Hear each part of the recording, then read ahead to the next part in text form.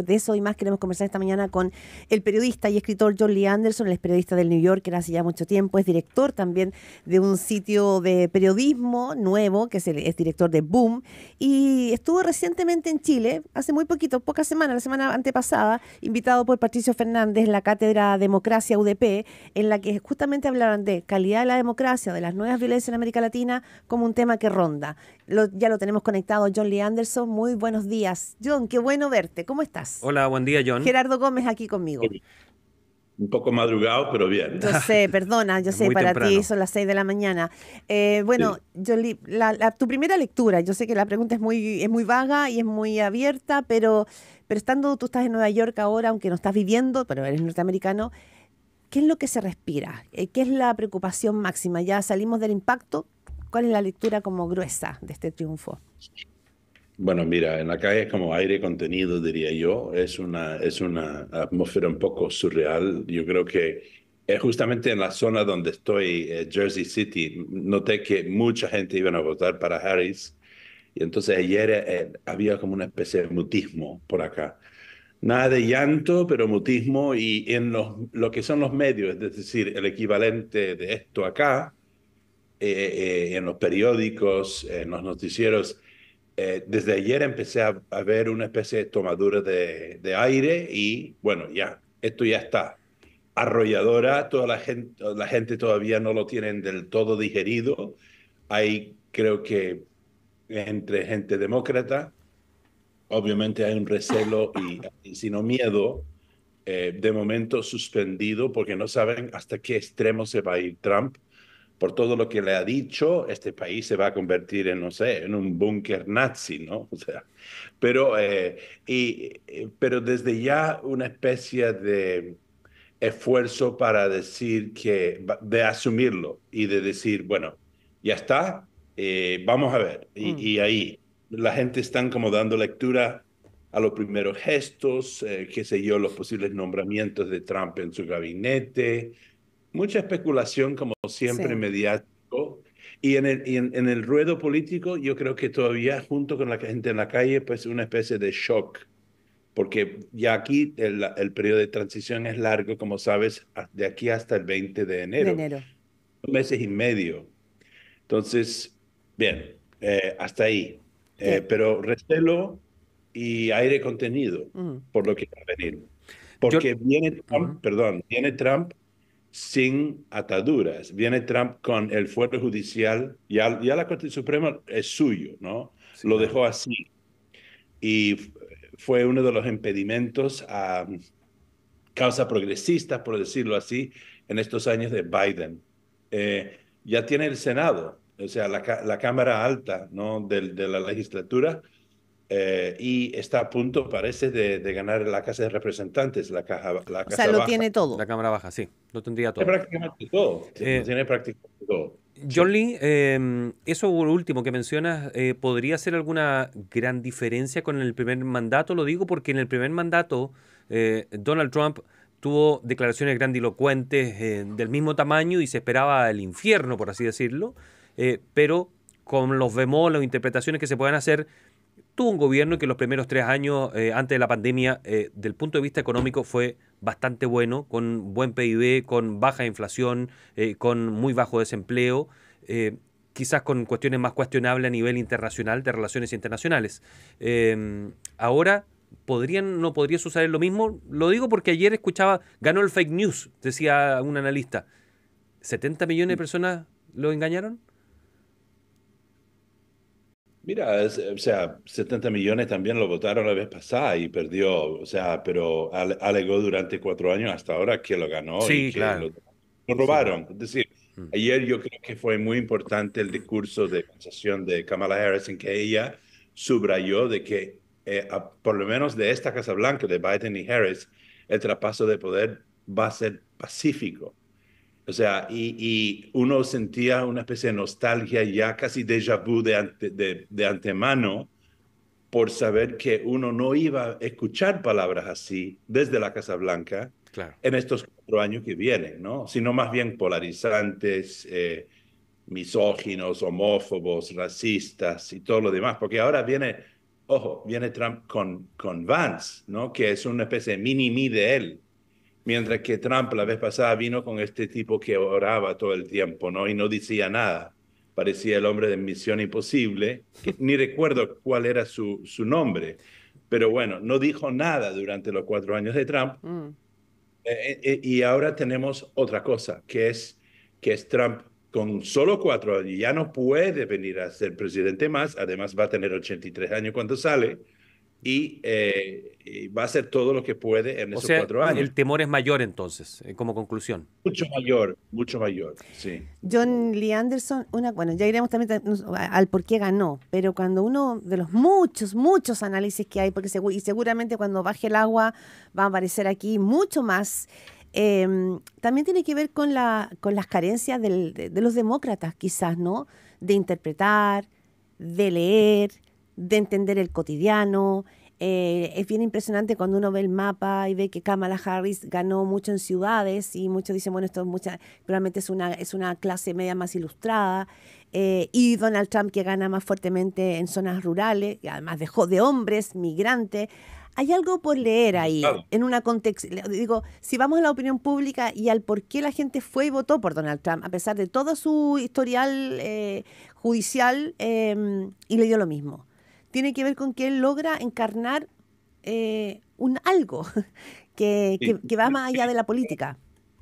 Sí, Claudia, yo creo que él encarna, o sea, esto es una especulación Sí, mía, ¿no? totalmente.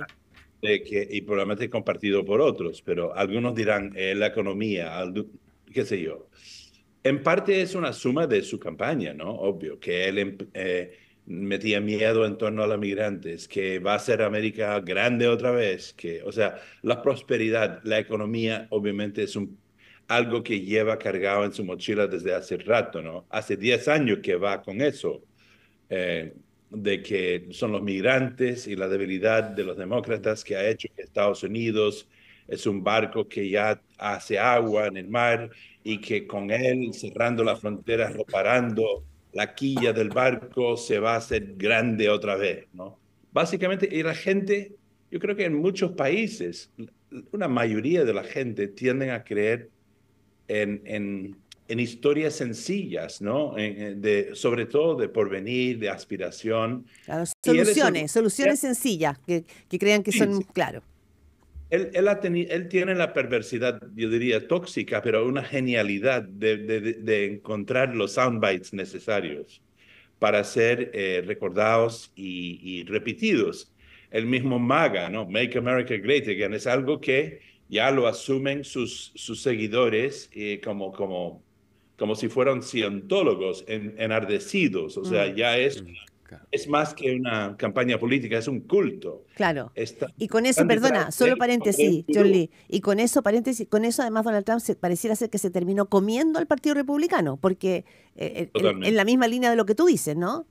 Mira, totalmente. De hecho, en su discurso de aceptación de victoria, no mencionó al partido ni una sola vez. Solo Claro, se mencionó así. Así claro. mismo que MAGA, yo Donald Trump. O sea, el yo ya ganó en Estados Unidos. O sea, sí, no sé si los psiquiatras algún día mirarán atrás y dirán, bueno, eso fue la era del narcisismo, entre que Claro. la gente, todos estaban pasando el día tomando selfies así, y Donald Trump vino en su selfie Se ¿no? metió. Y se quedó ahí, aquí la consecuencia, ¿no? Diría yo que él es como se representa para mucha gente la aspiracional y hay que Ujú. recordar de que la mitad de la población quizás sean así, gente sobre todo que buscan el porvenir material sobre todas las cosas, Mm. representa el éxito, ¿no? Para la élite que sabe, puede que es un tipo de la bancarrota, que no sé qué, engañoso, pero bueno, es un tipo que vive en Trump Tower, que es un rascacielos con el interior dorado, ¿no? Ujú. Hace años, y ha sido presidente 2 veces ya, o sea, algo tiene. Y además es el amigo del hombre más rico sobre la faz de la Claro. Tierra, Musk. Entonces, entre los dos me van a hacer la vida mejor. Voy con ello. Claro, es una lectura que se ha escuchado, ¿no? Ayer en los adherentes que la mencionaban, lo escuchaba una mujer cubana en Miami. Decía, si él es millonario, amigo del hombre más millonario, ¿por qué no nos puede hacer millonario a todos, por decirlo de alguna manera? Usted escucha a John Lee Anderson, escritor, periodista de New Yorker, conversando con Pauta de Análisis.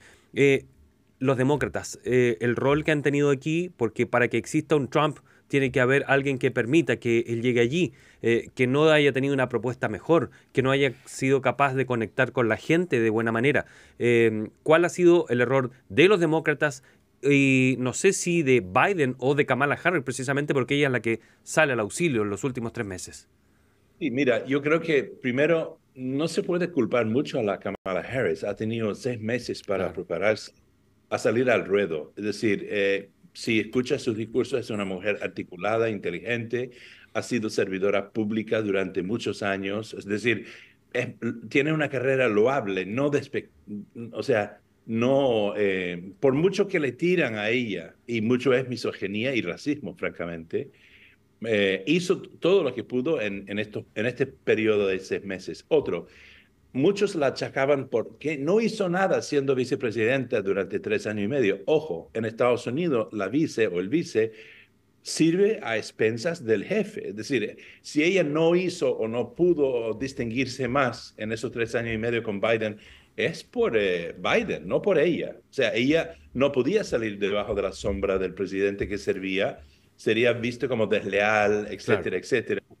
Y ella tenía que apelar en esta campaña no solamente a los jóvenes progresistas anti-Gaza, que se anti-política Gaza de Biden, sino también a los mismos swing voters, o sea, a los votantes de bisagra famosos, supuestamente que competía con Donald Trump, es decir, centro derecha. Casi imposible, Mm, pero hizo el esfuerzo.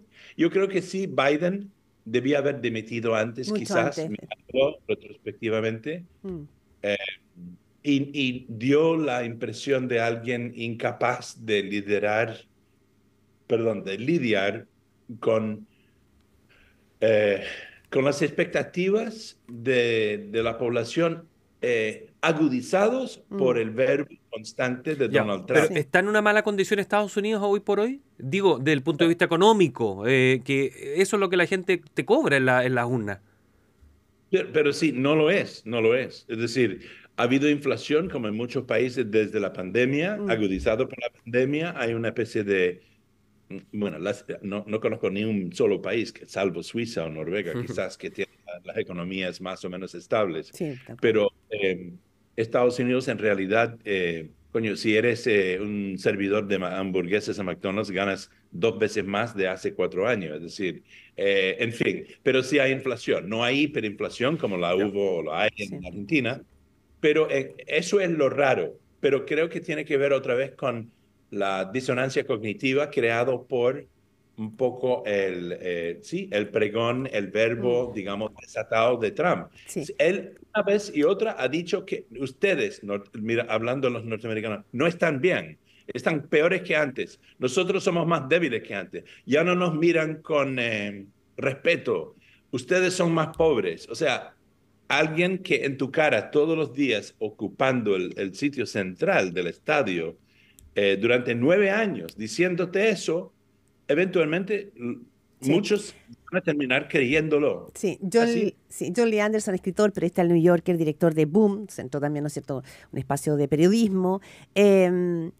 Yo pensaba, y quizás estoy equivocada, y te quería preguntar, que ayer cuando vi la carta de los Obama, dije, bueno, Donald Trump no solamente arrasó en la elección, tiene máximo poder, se instala, digamos, además, como tú dices, con un aliado que es el hombre más millonario del mundo, sino que también de alguna manera va dejando atrás y se sobrepone a una cultura, que es ya no el partido, a la cultura de los demócratas. O sea, los Obama quedaron en el camino, ya probablemente no sean tan referentes. Los músicos que apoyaron, que es el mundo cultural que apoyó a Kamala Harris, también quedan en un lugar muy complejo. Entonces yo digo, ¿cuánta gente queda en la vereda y también cuánto se debilita esa otra voz que en las sociedades también es muy importante?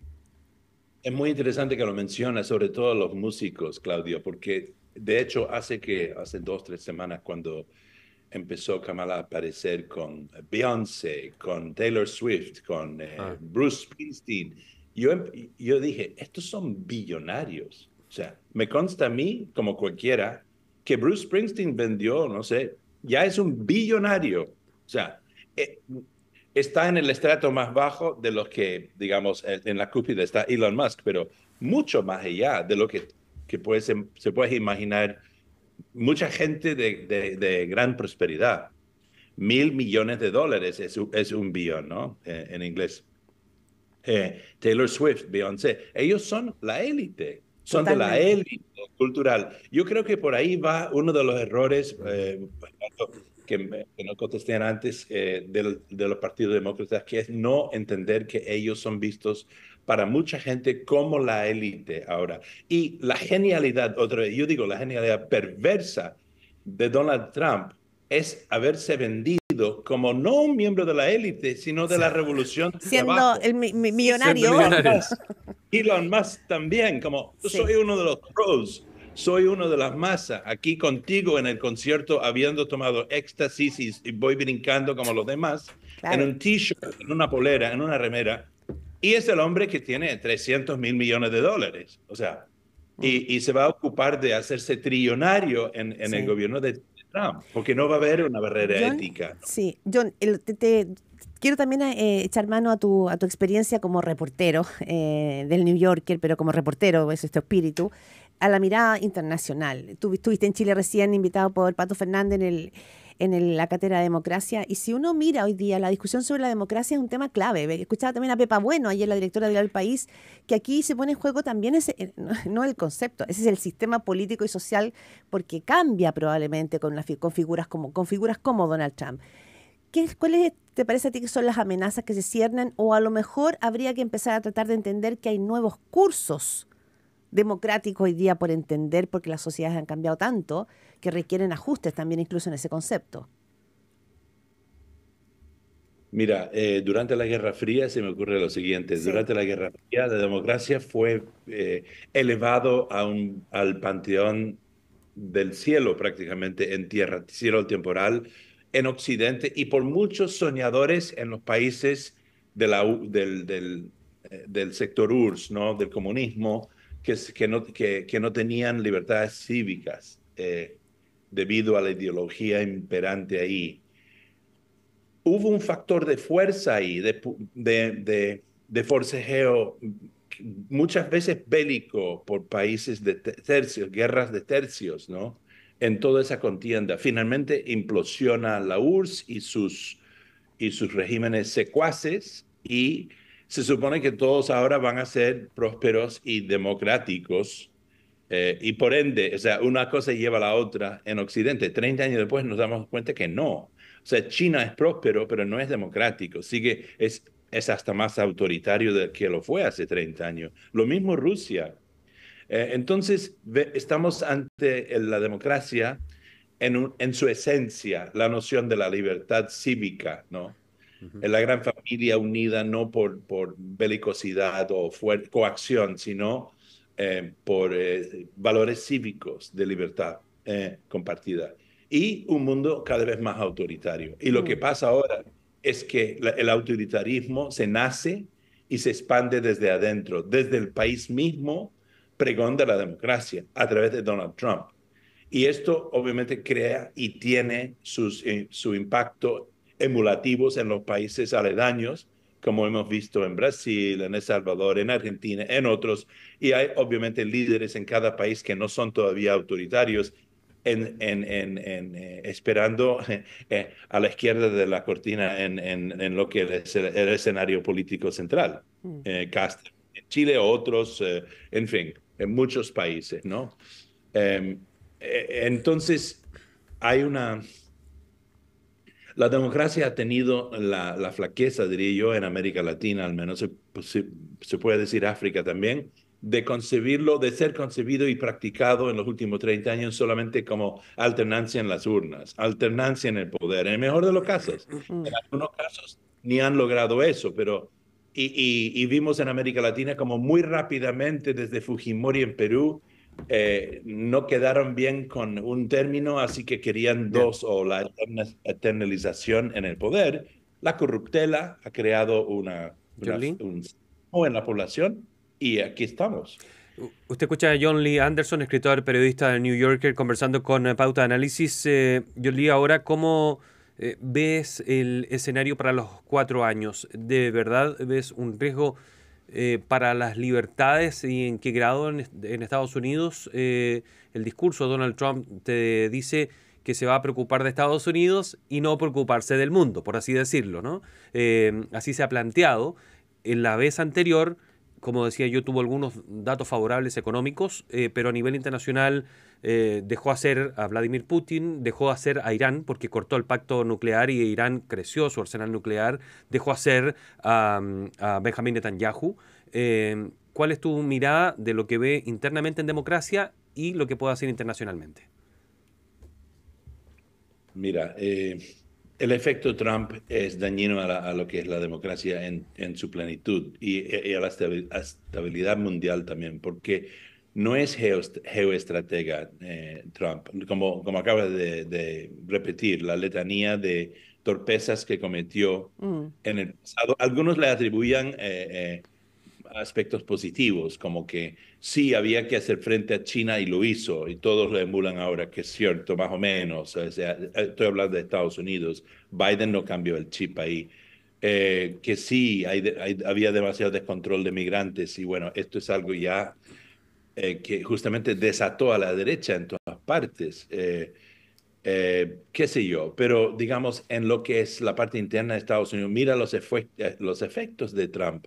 Cada vez más tensiones exacerbadas entre las razas, entre migrantes y norteamericanos blancos, entre hombres y mujeres, con el tema de LGBTG, un auge de supremacía blanca, ya aportando armas abiertamente, milicias, antes marginales de la periferia extrema, ahora prácticamente mainstream en Estados Unidos, con una Corte Suprema que apoya la tenencia de armas, inclusive armas de asalto, a pesar de los masacres de niños en escuelas. En fin, las mujeres que en Texas, si sales de Texas para abortar, un vecino te puede chivatear y recibir $15,000 de multa, como si fuera la cuenta de Margaret Atwood, Sí. ¿no? O sea, todo eso lo ha creado Donald Trump. ¿Entiendes? No es que la realidad era perfecta antes, pero lo que él logró era venir, entender por dónde quedaban semi escondidas los perjuicios y odios de los estadounidenses. Encontró la costra y lo sacó. Y desde entonces lo ha ido como Mm. abriendo.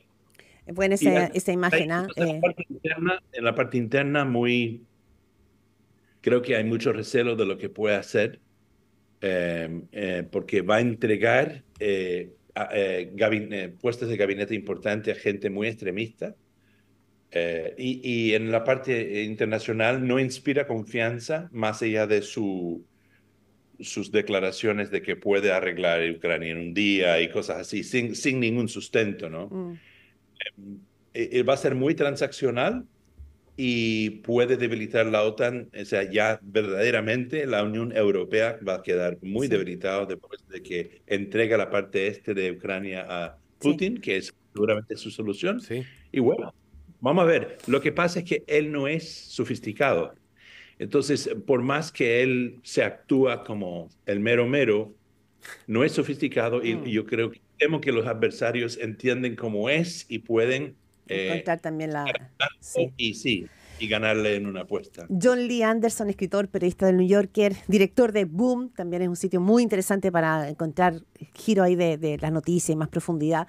Te mando un abrazo y muchísimas gracias por este análisis.